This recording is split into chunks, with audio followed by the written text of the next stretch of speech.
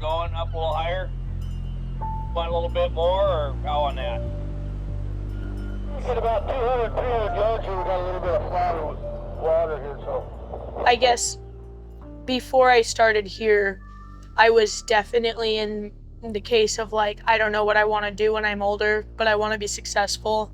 And I really didn't know what industry that was going to be in. Then I started fishing. I loved it. It was great. It was tough. These fishermen who do it 24/7 all the time, they're tough guys. Like they don't play around, you know, so I got to give them that. I wanted something a little bit more stable, a little safer, you know.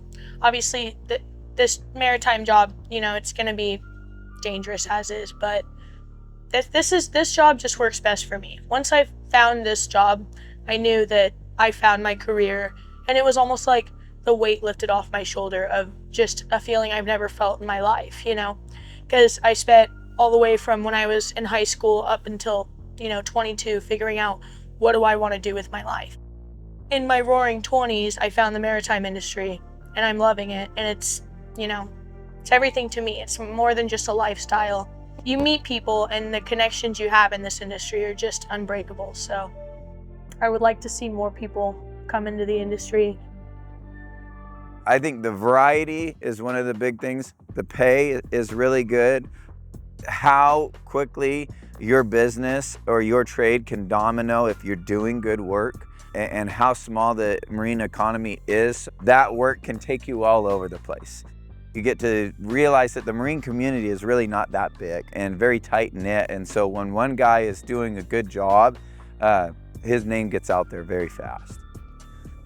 I mean, a lot of the guys that I see around have been around 30 years, you know, and where we're at now with the marine economy is that these guys are getting to that 30-year point, and so they need to train up new guys, you know, and team with somebody to help bring these new groups in and teach them what they've learned, pass on the knowledge.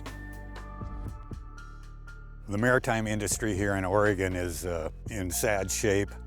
The fisheries have collapsed a bit. Lots of people would like to get into it, but we need to create opportunities for it. So this urchin business not only trains divers, you have to have a tender, a boat operator. There's scientific jobs on the boat and that. We always have to have the repair boat. We need truck drivers to drive down to pick up the product. And we need lots of people for the labor-intensive spooning of the urchins. We have a little robot, underwater ROV, that we can send down to look at the bottom before we put the diver in, which has transformed the fishing industry. It's about 1 million pounds short of the market right now, so anything we can get our hands on gets sold immediately. It's a pretty big market.